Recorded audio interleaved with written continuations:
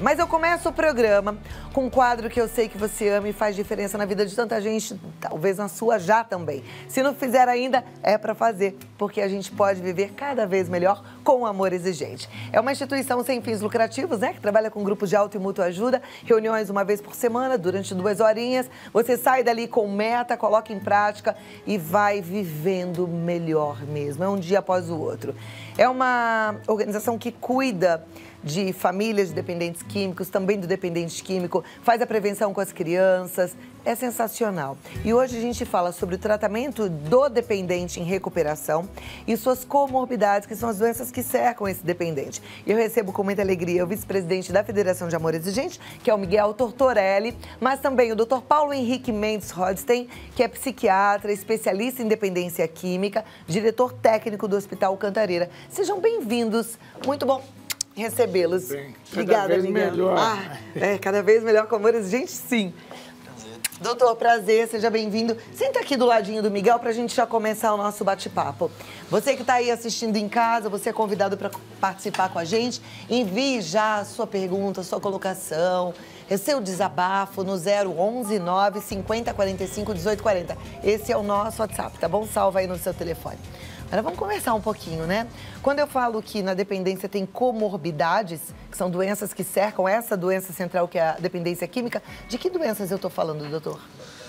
Bom, primeiro para explicar, comorbidades é a coexistência de 2 doenças ao mesmo tempo. Elas podem vir antes ou pode ser consequência daquela doença ou simplesmente existir as 2 juntas, né? Existem comorbidades clínicas que estão associadas ao uso de drogas psicoativas, né? Como doenças infecciosas, algumas neoplasias, né? Câncer, né? Dependendo do uso da substância. E existem comorbidades psiquiátricas, né? O que é, assim, a maioria dos estudos apontam que até metade dos pacientes que utilizam drogas ilícitas tem uma comorbidade psiquiátrica. Principalmente transtornos da ansiedade, transtornos do humor, como depressão, transtorno afetivo bipolar, e psicoses, como a esquizofrenia. Paulo, você colocou aí câncer. Drogas também levam ao câncer? Sim, a gente tem algumas drogas lícitas, como o tabaco, né, que está relacionado ao câncer de pulmão, câncer de bexiga, câncer de boca, e como também o uso da maconha está relacionado ao aumento da chance de câncer de pulmão. É bom falar isso daí, porque o pessoal fala, maconha não faz nada, maconha é natural. Ela também pode desenvolver o câncer? Pode sim, né? Acho que natural, a gente tem venenos naturais, né, Miguel? Então, acho que ser natural não quer dizer que não possa causar um malefício ao corpo, né? E tá assim, aliás, o potencial de causar o câncer de pulmão da maconha é maior do que o tabaco utilizado com filtro, tá? Então, é uma droga extremamente nociva no ponto de vista aí. Nenhum dos dois é seguro, tem que ficar longe dessas drogas, né? A gente às vezes minimiza também os prejuízos do cigarro, mas a gente sabe que também são grandes, né? Sim. Agora, existem outras drogas também que vão dar uma predisposição a outros tipos de cânceres, né? O importante é a gente aprender sobre dependência química para poder ensinar também, fazer a prevenção, que seria o ideal, né? O ideal é que a gente não tivesse nem apoio aos pais, mas que a gente só tivesse a prevenção e que não tivesse dependente químico. Seria maravilhoso, né? E tem o álcool também, né? O álcool está relacionado ao aumento de câncer de estômago, de câncer de pulmão, né? A gente tá também relacionado a esses tipos de neoplasias. Acho que a grande questão hoje em dia é a gente fazer prevenção, né? O ideal é que as pessoas não utilizassem essas drogas, né? Que tem esse potencial tão nocivo ao corpo. Seria ótimo. Falar do mundo ideal, a gente ficaria aqui conversando o dia inteiro e seria muito bom. Mas, na verdade, a gente vê um panorama muito diferente e muito duro no Brasil, né? É muito triste andar pelo centro da cidade e se deparar com ruas lotadas de gente, que você fala, o que é isso? É uma festa? E infelizmente não é. São pessoas ali morrendo, né? Pessoas já abandonadas e abandonadas por si próprias a céu aberto. E a gente sabe que essas pessoas hoje podem contar com algum tipo de ajuda, né? Eu queria que a gente falasse um pouquinho dos programas que a gente tem para que essas pessoas cheguem a um tratamento, por exemplo, como existe hoje na Clínica Cantareiras. Doutor Paulo foi coordenador lá no Cratode, né, por 3 anos, e hoje dirige um hospital também voltado ao dependente químico, né, Paulo? Eu tive essa experiência na minha vida de trabalhar 3 anos ali no Cratode, que é o centro de referência do tratamento de álcool, tabaco e outras drogas, né? que fica ali bem próximo à região do centro, na Rua Prates, e tive contato praticamente diário com essa população de rua, né, que sofre condições realmente horríveis, a gente, né, de vida. E na sua experiência lá, você pode dizer que dá para sair disso? Obviamente que dá. O que a gente não pode desistir nunca do ser humano, né? Acho que essa é a principal mensagem que eu quero deixar hoje. A gente tem inúmeros exemplos de pessoas que conseguiram, sim, ter uma reinserção social adequada, de estar levando uma vida mais plena através de tratamento, né? Através do apoio psicossocial que a gente faz lá na região, né? Que é o CRATOD ou também o CAPSE, que as políticas públicas, tanto municipais quanto estaduais, fazem lá no centro, né? No Hospital Cantareira, a gente recebe pacientes provenientes do Projeto Redenção. Né, o que é o Projeto Redenção, doutor? O Projeto Redenção é um programa desenvolvido pela atual Prefeitura de São Paulo para o tratamento dos dependentes químicos, principalmente essa região do centro de São Paulo. E como é que é o tratamento de dependente químico que vem da rua, que provavelmente esteja viciado até no crack já?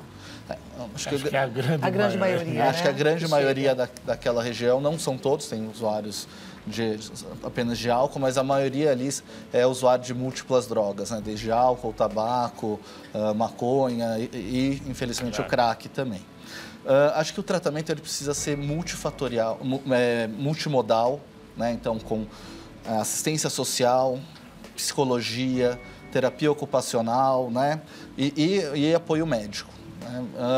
E dentro de uma linha de cuidados que a gente tenha desde o CAPS, que é o Centro de Apoio Psicossocial, que vai fazer esse tratamento e esse gerenciamento do caso a longo prazo, e, quando necessário, esse CAPS possa indicar uma internação hospitalar para fazer uma desintoxicação breve. Lá no Cantareira, a gente fica mais responsável por essa parte do tratamento, por essa ferramenta terapêutica que é a internação para a desintoxicação, que tem, em média, duração de 30 dias. Com medicamento? Quando necessário, não obrigatoriamente. Não obrigatoriamente, mas quando necessário, sim, o medicamento faz diferença. Eu acho que, principalmente quando há essas comorbidades psiquiátricas, se a gente não trata a comorbidade, fica muito difícil o paciente conseguir aderir de forma adequada a um tratamento, né? Então, se o paciente está deprimido, se o paciente está psicótico, né, escutando vozes, isso é necessário de fazer tratamento medicamentoso, e tanto para fissura também, né, que o paciente tem um sofrimento com essa ansiedade, né, pela compulsividade ao uso, então faz sentido a gente utilizar medicamento com esse intuito terapêutico, né? Você falou ainda há pouco que a comorbidade ela pode vir antes da dependência química ou depois da dependência química. Um paciente que já tem um distúrbio de ansiedade, uma psicose, uma esquizofrenia, ele está mais propenso a desenvolver uma dependência química? Provavelmente sim. Né? Principalmente pessoas que sofrem de transtorno de ansiedade, como fobia social. Pessoa que já tem uma dificuldade de entrar no ambiente, conseguir conversar com as pessoas, se expressar. As pessoas, às vezes, acabam utilizando de substâncias psicoativas como um desinibidor, para ela conseguir conversar com as pessoas, trocar alguns sentimentos, alguma conversa, uma ideia. Para essas pessoas é muito difícil ela conseguir entrar no ambiente e puxar um assunto. Então, o álcool, principalmente, ele está muito relacionado à fobia social. Ele pode vir ali como um desinibidor que, no final das contas, vai pegar essa pessoa e fazê-la de refém. E a hiperatividade?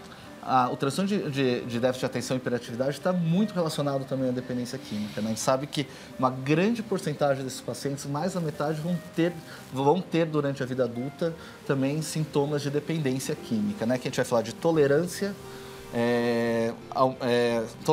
compulsividade e sintomas de abstinência. Esse conjunto de sintomas a gente define como uma dependência química. Uma dependência química. Agora, a gente está vindo aí, assistindo uma leva de crianças e adolescentes que são diagnosticados com hiperatividade, já tomam remédios controlados para o tratamento da hiperatividade. Não estou aqui apontando o dedo dizendo se é certo ou errado, porque eu acredito que o profissional sabe o que ele está fazendo. Mas essas crianças, elas estão suscetíveis a isso, mesmo que em tratamento?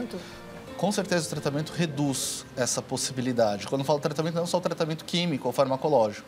Tratamento multidisciplinar. Que seria com psiquiatra, com psicólogo, fazendo terapia. Isso.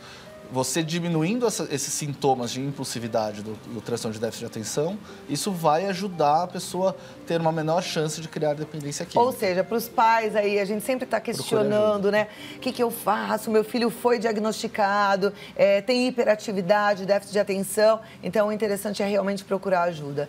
Não é a gente ficar olhando, achando que é frescura. Isso é doença, tá? Na categoria foi classificado como doença, a gente precisa buscar ajuda. E, nesse caso, o tratamento, como a gente acabou de ouvir, é multidisciplinar. Então, são vários profissionais voltados para tratar, né?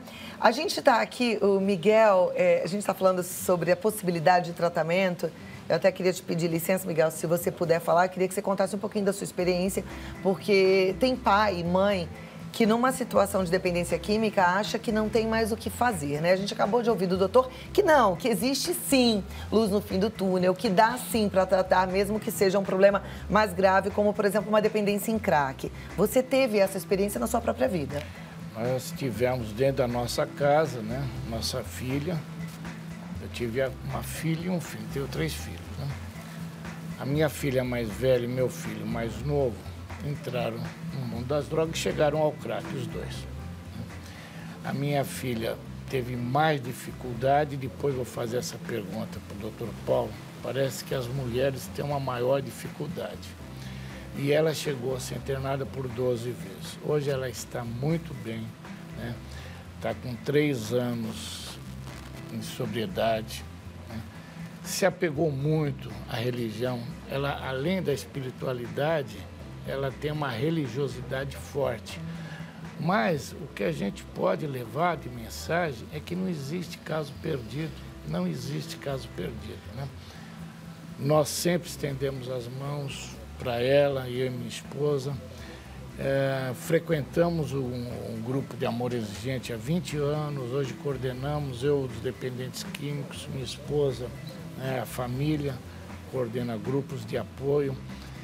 E o que a gente fala é não percam as esperanças. Não existe caso perdido, né? Então, existe o tratamento, existe também o querer da pessoa, mas nós temos que sempre dar essa mão, dar esse apoio. Procure um grupo de apoio do amor exigente. Ele vai estruturar, porque a família também tem que se estruturar, né, doutor Paulo? É uma doença que afeta a todos, né? A família adoece junto, né, com um paciente, com um usuário de drogas. Agora, pode ser como no caso da comorbidade, né? A família, ela pode vir doente antes e adoecer depois. Eu digo doente no sentido de ser disfuncional, né? Uma Sim. família onde a gente esquece quem é pai, quem é mãe, quem é filho. Quer dizer, ela está doente antes, ela não está funcionando como deveria. E aí isso pode ser já um desencadeador de um problema como a dependência química, né? E a função do grupo é justamente essa, é reestruturar, reeducar as famílias, né?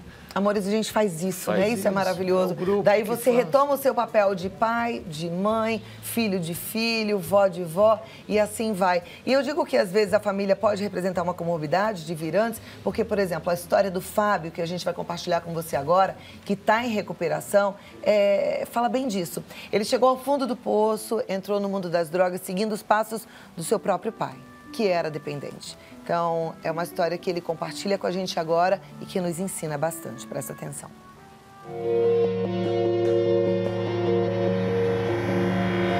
Eu comecei a entrar nas drogas com 14, 15 anos de idade. Eu fui tendo os meus primeiros contatos com o álcool. Eu via o homem mais importante da minha vida bebendo, consumindo, em todos os lugares tinha bebida alcoólica, em todas as festas tinham bebida. Quis ser que nem ele, na realidade. Eu queria ser que nem meu super-herói, fazer as mesmas coisas que ele fazia. Mas eu comecei assim, depois com o passar do tempo a gente foi entrando nas drogas ilícitas, na maconha principalmente, onde a gente descobriu um mundo novo, se tornou um amor muito grande pelas drogas, até que eu conheci a droga que realmente destruiu a minha vida, que foi a cocaína. Através da cocaína eu perdi tudo, perdi família, perdi caráter, perdi dignidade, perdi o respeito. Fui internado com 42 quilos, onde já tinha acabado com todos os bens materiais da minha família. Já tinha, infelizmente, atropelado uma pessoa. Essa pessoa veio a falecer. Já tinha virado praticamente um mendigo de rua. Foram 15 anos de muita dor, mesmo sem saber por que doía. Foram muitos anos de muitas interrogações, porque muitas vezes eu usava droga sem querer usar. Não tinha ideia de que ela era uma doença física, mental, espiritual. Eu queria olhar para o Fábio que está aí nessa câmera, né, que assim como eu, há alguns anos atrás, não acreditava que existia por trás do álcool e das drogas uma doença chamada dependência química. Lembre-se sempre que a droga, ela não vai pegar você da noite para o dia. Ela vai primeiro formar uma armadilha. Quando todas as células do seu organismo estiverem intoxicadas pelo álcool ou pelas drogas, você já não mais andará com suas próprias pernas. Você vai se tornar um adicto, você vai se tornar um escravo. A sua família não vai ter mais sentido, o seu eu não vai existir mais, as suas vontades e suas necessidades serão guiadas apenas e tão somente pelas drogas. Você vai deixar de ser você vai deixar de ter a sua personalidade, o seu caráter que você está formando agora com 13 anos de idade, o seu autorrespeito, a sua confiança em si próprio, tudo isso vai ser perdido. Porque um dia você acreditou que poderia dominar e controlar esse uso e abuso de drogas. Então, meu amigo, meu Fábio de 13 anos, não queira cair nessa. É muita dor e muito sofrimento. E nós não sofremos sozinhos. Nós levamos muita gente junto conosco para o mesmo caminho, para a mesma dor, para o mesmo buraco, para a mesma vala.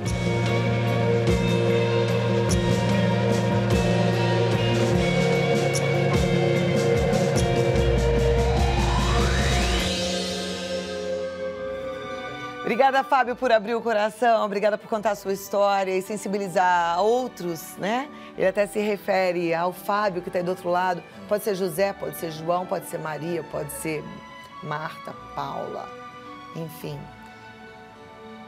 Eu tenho certeza que a história do Fábio deve ter tocado no teu coração, deve ter encontrado a história da sua vida. Presta atenção, enquanto há tempo. Tá bom? Cláudia, aqui, só terminando, a minha filha morou na rua por 5 meses. E hoje está bem, está aí novamente, cuidando do filho dela. Então, não percam esperança, não tem caso perdido. Então, bora, acreditar. Mas assim, sozinho a gente está perdido. Procure o grupo de Tem apoio. que estar no grupo. Entra no site amorexigente.org.br. Você precisa estar no grupo de apoio, não fique só. Olha, tem várias perguntas. Aqui uma telespectadora diz: eu tenho um sobrinho que está viciado em maconha e ele tem 16 anos e não estamos sabendo lidar com isso. Qual é o primeiro passo, doutor? Bom, esse é um grande mito que existe, que maconha não vicia por ser natural. Acho que tem um caso, né? A gente sabe que, principalmente a maconha que a gente fuma hoje em dia, a gente fala a sociedade, né? Que eu faço uso, mas... É uma maconha que é diferente daquela maconha da década de 60, 70. Ela tem um potencial de perturbação do sistema nervoso central através de concentrações muito maiores de THC, né? Hoje em dia tem maconha que se vende com 10, 15% de concentração de THC. E essas maconhas, elas causam muita dependência, tá? Acho que o primeiro passo que eu falo para essa mãe preocupada é procurar uma ajuda, né? A gente, dentro de casa, sozinho, é muito difícil. Procure um profissional, vai num centro de apoio psicossocial, no CAPS da sua cidade, ou entre em contato com a Amor Exigente, que eles vão poder te dar o primeiro passo, né? Acho que tem que procurar um profissional, esse é o primeiro passo. E olha, mãe, tia que fica de blá, blá, blá, blá, blá, para de falar, como diz a dona Mara, e vamos agir. E a atitude agora é frequentar um grupo de apoio. Não tem outra coisa a se fazer. Não adianta você falar assim, não, mas eu não vou no grupo de apoio, eu vou cuidar. Não dá. Você não vai conseguir cuidar. Você não vai dar conta disso. Você precisa estar no grupo, sim. Cláudia, como é que funciona? Simples, você vai chegar no grupo, tem lá uma apresentação de uns minutinhos, uma espiritualidade de 5 minutos, uma palestra pequena para você entender o princípio do mês. Divide em subgrupos. Você vai estar numa salinha com mais meia dúzia de pessoas, cada um tem um tempo de contar a sua história, o grupo vai dando um retorno e você sai dali semana após semana com uma meta. Essa meta vai fazendo diferença na sua vida. As histórias que você ouve das pessoas que estavam nessa salinha com você vão fazendo diferença na sua vida. Você vê essas histórias como se você estivesse olhando no espelho. Você consegue mudar seu próprio comportamento. E, de novo, nada muda se a gente não mudar. Então, vai para um grupo de apoio de verdade. Vai dar certo, tá bom? Não fique de braços cruzados. 16 anos ainda é novo e vai dar tempo de ajudar o seu sobrinho, de salvar essa pessoa que você ama tanto. Próxima pergunta é assim, boa tarde, eu queria saber como faço. Eu tenho um filho que usa cocaína. Eu estou fazendo tratamento de câncer, não estou conseguindo ajudá-lo. E ele está muito agressivo com palavras. Eu preciso de ajuda e não sei como fazer. Somos só nós dois. Primeira coisa, ela tem que se fortalecer, né, Cláudia? Mas numa situação dessa, fazendo um tratamento, né? Ela procura um grupo de amor exigente, né? E ela vai saber entender como vai poder ajudá-lo. Primeiro, ela tem que ficar de pé, né, Cláudia? Se ela não estiver de pé, ela não vai conseguir ajudar o seu ente querido. E aí, profissionalmente, o Paulo pode dar algumas dicas. Né? Ela não fala de onde que ela é, mas de toda forma, eu não sei como é que está a sua situação, não sei como está o seu tratamento, se você está podendo sair de casa, não está, se está com força para isso ou não. Entre em contato, deixa eu já te passar o telefone do Amor Exigente, porque de repente alguém pode ir até você e te dar um apoio. Verdade. No 019 3252 2630. 019 3252 2630. O site do Amor Exigente é amorexigente.org.br. Entra lá, se você estiver podendo sair, tem no Localizae, o endereço é no cantinho lá de cima, da mais próxima reunião da tua casa. Então você vai preenchendo ali o bairro que você mora e você encontra o endereço mais próximo da sua casa. E vá, como disse o Miguel, não fique sozinha, busque ajuda. Você precisa estar de pé para ajudar o teu filho. Doutor. Se ela não puder também, se ela puder sensibilizar outro familiar, né? Acho que quanto mais gente te agregar da família, fica mais fácil a gente conversar e convencer esse filho sobre o problema e os potenciais problemas e esses sintomas, né, relacionados às consequências do uso, né? Okay. Como essa agressividade. Bom, próxima pergunta, eu acho que vai ser boa para todos. Como reconhecer alguém que está usando cocaína? Volto já já e aí vocês dois me ajudam a explicar para a turma. Como reconhecer alguém que está usando cocaína? Eu deixei uma pergunta no ar, né? E eu estou conversando hoje com duas pessoas que têm muita experiência em dependência química. Então é hora da gente entender como é que a gente pode reconhecer alguém que está usando cocaína. Eu acho que o uso da cocaína traz alterações tanto na intoxicação aguda, né, quando a pessoa acabou de fazer o uso, né, como ela fica mais agitada, né, com equitação psicomotora, com as pupilas mais abertas, né, que a gente chama de pupilas mióticas, né, insônia, queda do apetite. Quanto o uso crônico também vai dar sinais de abstinência e compulsividade, onde a pessoa tem uma piora do controle de gastos, uma insônia crônica, agressividade, né? São sintomas que demonstram que essa pessoa está tendo um uso pior e mais contínuo. Ok. Quer complementar? Não, é isso daí. E muda o comportamento, né? Ele muda totalmente o comportamento, né? Tem esse descontrole financeiro, né? Que está sempre devendo, sempre preocupado. Normalmente é uma pessoa que ficou mais agitada. E começa a assumir coisas de casa. Tá. E aí já num estágio mais avançado, as coisas vão sumindo. Ok. A próxima pergunta de uma telespectadora que não quer se identificar, ela diz, eu sou do Rio de Janeiro, tenho um filho de 38 anos e há mais de 20 anos já foi preso por roubo, mas está se tratando em um CAPS. Mas tem sempre recaída e eu não sei mais o que fazer. Ele agora está respondendo o processo em liberdade. Miguel. e ele tem que continuar o tratamento, agora precisa, e depois nós vamos pedir para o Paulo falar um pouquinho sobre isso, há necessidade de ter esse tratamento ambulatorial. Mas tem uma hora que você tem, e aí o profissional é que tem que saber e vai determinar se ele tem que fazer um período de desintoxicação e conscientização num tratamento fechado, né? O processo que ele está tendo, dependendo da gravidade que foi, e se ele tem já a documentação de internação, de acompanhamento médico, pode ser uma atenuante para ele nesse processo que ele está tendo. Depende de qual foi o tipo de roubo que ele fez, né? Mas precisa realmente, dentro desse CAPS, saber se há necessidade dele ter uma saída estratégica, que seria uma internação também, né, Paulo? Doutor Paulo.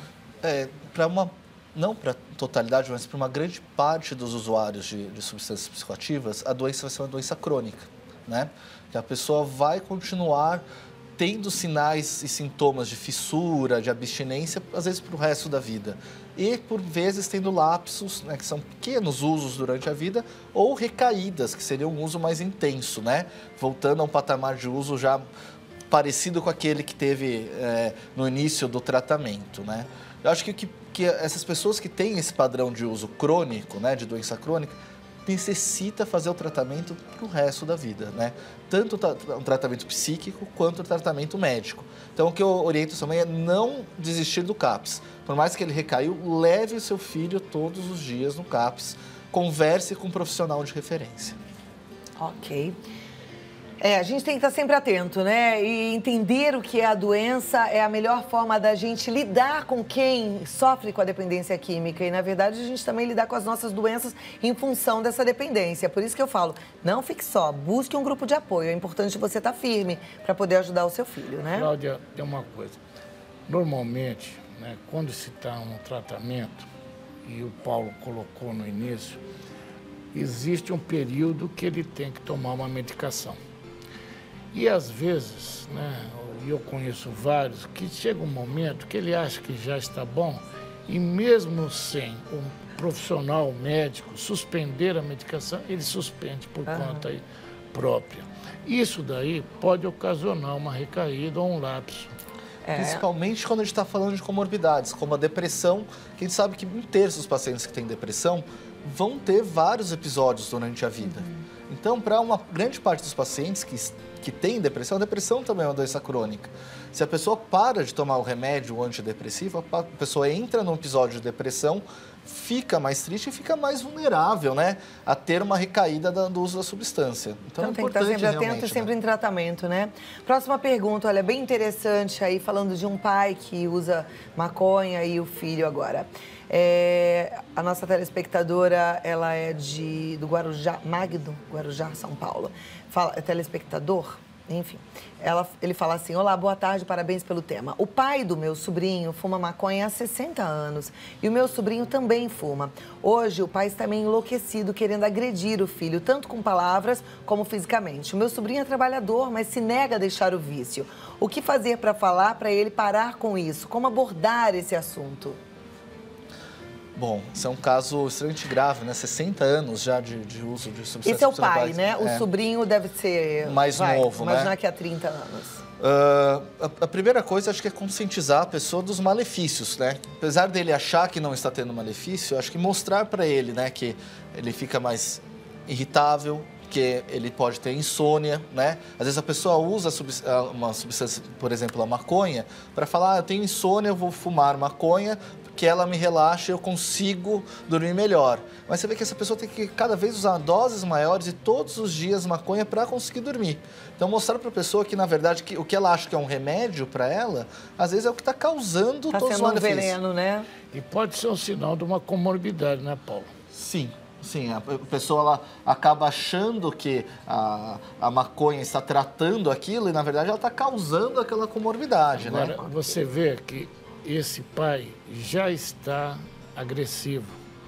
Isso daí é consequência desse uso contínuo, desse tempo todo de uso, que ele acha que não fez nada.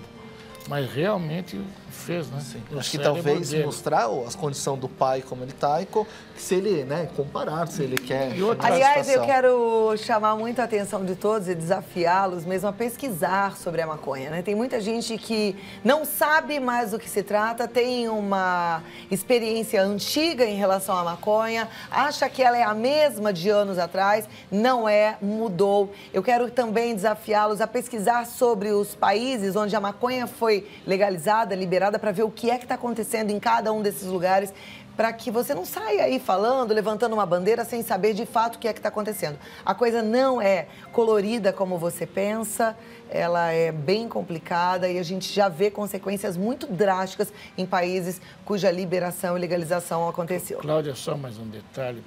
Já que você falou em procurar na internet, pesquisa o professor Valentim Gentil da USP, e ele fala lá, as consequências da maconha aumentam muito o desenvolvimento da esquizofrenia, Paulo. Aumenta a incidência, né? A gente vê que em alguns países, principalmente na Inglaterra, houve um aumento da incidência de esquizofrenia após o uso dessa maconha mais moderna, né? Com esse desenvolvimento do aumento do THC na maconha, né? Além da esquizofrenia, que é bem já registrado e sabido do ponto de vista científico, é o aumento da agressividade e dos transtornos de ansiedade. A pessoa acha que está usando maconha para ficar mais calma. E ela vai ficar mais ansiosa e mais agressiva. Próxima pergunta. Oi, Cláudia, adoro o programa. Meu filho usou maconha dos 12 aos 24 anos. Eu sofri muito. Ele, sem a droga, ficava muito agressivo, mas Deus colocou sua mão poderosa. Ele fumava e se sentia mal por pouco tempo. E ele tomou citalopram, nunca se internou, parou, graças a Deus. Ela está fazendo aqui um comentário, dando a colocação dela, mas aí eu queria já ouvir falar, que o doutor falar sobre o citalopram. O citalopram é um antidepressivo, inibidor da recaptação da serotonina, tá? Ele é um antidepressivo que tem uma importante ação ansiogênica. Então, às vezes, a pessoa está nesse ciclo de uso de maconha que vai se tornando mais ansiosa e com o uso do citalopram, ela consegue quebrar esse ciclo, ficar mais calmo e consegue tirar o uso. Então, essa é uma questão que a gente estava abordando, a comorbidade. O citalopram ele não está aí para tratar em si o uso da maconha, mas sim esse transtorno de ansiedade que provavelmente esse paciente tinha. O médico introduziu o citalopram, trata a comorbidade, fica mais fácil de cessar o uso da substância. Esse acho que é aquele caso que nós estávamos conversando, que a doença primária, né, é a depressão. E a depressão é que levou ao uso da substância. Ou piorou o uso, né, pelo menos. Ok. Doutora, a gente tem conversado aqui já desde que o Amor Exigente faz parte do nosso programa do Vida Melhor, que os pais demoram muito para perceber quando os filhos estão usando droga. Isso também é visto no consultório, no hospital? Essa é a realidade? Com certeza. Eu vejo no meu consultório que às vezes o paciente demora anos, né, com esse prejuízo, com esse ciclo de uso, de pior, e o pai só leva o filho quando já há um grande prejuízo, principalmente no ponto de vista social, que já não consegue mais conviver na família, que já não consegue trabalhar de uma forma mais adequada, né? Já não tem uma parte laboral tão preservada, e quando já fica mais difícil a gente fazer uma intervenção, né? Vai ser mais penoso todo esse tratamento, né? Para todos. Eu acho que a ideia hoje é fazer prevenção. É essa a primeira palavra. Acho que é o único caminho, hein? O Amor Exigente tem um curso de prevenção, né, Miguel? E nesse curso os pais participam, as crianças. Como é que funciona? É para os pais e para as crianças, né? Então, nós conscientizamos também os pais. Os pais são peça fundamental nisso daí. E o que faz parte da prevenção? Nós levamos primeiro inibir o uso, né? Falar dessas consequências todas e dar os nossos 12 princípios básicos e 12 princípios éticos. Então, é a espiritualidade, o serviço social, a responsabilidade, é a hierarquia, né? Saber que pai e mãe também é gente. Nós temos que ir dentro dos 12 princípios que mostram o caminho. Então, quando nós falamos amor exigente, não é só para aqueles que são usuários de alguma substância. É para tudo, né, Cláudia? Absolutamente tudo. Para a nossa vida profissional, pessoal, tudo. E com isso daí, os pais se conscientizam que tem que mudar e nada muda se eu não mudar, né? E as crianças nós vamos levar para elas realmente, né, raízes culturais, nós vamos levar pais também, são gente, né? Tudo aquilo que nós aprendemos nos nossos princípios. Eu acho extremamente importante a questão da espiritualidade e do apoio familiar como os principais fatores protetivos para que uma pessoa não se torne independente, né? E no tratamento, a espiritualidade e essa proteção, o apoio da família também faz diferença? Faz toda a diferença, tá? A gente sabe que esses grupos de autoajuda, de ajuda mútua, tem uma grande importância e uma grande eficácia quando a gente vai ver no ponto de vista científico, né? Então, eu indico no meu consultório, indico para familiares, amigos, quando pedem ajuda em relação à dependência química, que participe de grupos de mútua ajuda. Muito bem. Doutor, tem aqui uma pergunta bem complexa, mas se a gente pudesse dar uma pincelada, na próxima semana a gente pode trazer até o assunto com mais profundidade. Mas sobre as novas drogas, e uma telespectadora está falando, assim, muitos estão comentando sobre o Cloud9, conhecido como sais de banho, que deixa as pessoas como zumbis. Está chegando no Brasil. O especialista já ouviu falar? Pode explicar melhor sobre os perigos? Já ouvi falar. Não tratei ainda pessoas com dependência de sais de banho. São drogas psicoativas perturbadoras, deixam realmente num estado de perda de consciência, né, onde a pessoa já não sabe onde ela mais está, com quem ela está conversando, às vezes até em surtos de agressividade, né? Não tem muitos estudos ainda relacionados a esse uso, no Brasil principalmente, né? Mas a gente sabe que essas drogas sintéticas estão entrando, né? Principalmente êxtase, né? Entre outras, têm entrado num grande fluxo no mercado brasileiro. E a droga sintética, ela é miudinha, né? Então é uma coisa que é difícil perceber quando um filho fuma maconha, e aí o médico falou que depois de alguns anos, só que os pais se dão conta do que está acontecendo. Imagina uma droga sintética, né? Que é um comprimidinho, uma coisa pequenininha. Segundo os especialistas, é a droga do futuro, porque num ambiente desse aqui você vai produzir milhares, na verdade, milhões assim, gente, é fazer a prevenção, sim, ficar atento, agir em casa do jeito que proteja os nossos filhos, que a gente tenha sabedoria para fazer isso, busque ajuda, porque sozinho a gente está perdido, tem que ir para um grupo. E o Amor Exigente está te esperando para te acolher, viu? amorexigente.org.br é o site. O Dr. Paulo Henrique Mendes Rodstein, eu falei certinho? É do Hospital Cantareira, e o telefone lá é o 011-2337-2911. Esse é do consultório. Esse é do consultório, você pode ligar para bater um papo, 011-2337-2911. E aí você tem mais informações também. E, mais uma vez, o telefone do Amor Exigente é o 019-3252-2630. Cláudia, dia 28 deste mês, nós vamos ter o curso de sobriedade. Inclusive, o doutor Paulo vai estar lá falando mais sobre tratamento, sobre comorbidades, né? Vai estar o doutor Dia Marcelo. 28 vai ser aonde? Vai ser no Hospital Cantareira. Lá no Hospital Cantareira. Então, quem quiser pode entrar em contato com o Amor Exigente, fazer a inscrição e participar. Tem profissionais gabaritadíssimos, né? E vão conhecer bastante sobre dependência química, sobre sobriedade. Muito obrigado, Cláudia. Eu que agradeço, Miguel. Muito obrigada. Dá um beijo para minha mãezinha. O Paulo acho que tem um beijo para mandar também. Um beijo para minha noiva Mariana e para minha sogra que é fã, a Silvana. Mariana e Silvana, obrigada. Beijo para vocês. Como é que é o nome da sua mãe, Miguel? Maria. E ela tem Dona Maria, mãe do Miguel Tortorelli. Um beijo para a senhora, viu? Gente, muito obrigada. Força, fé e alegria. É isso aí. Boa semana. Com a sua companhia. Obrigada. É preciso saber viver.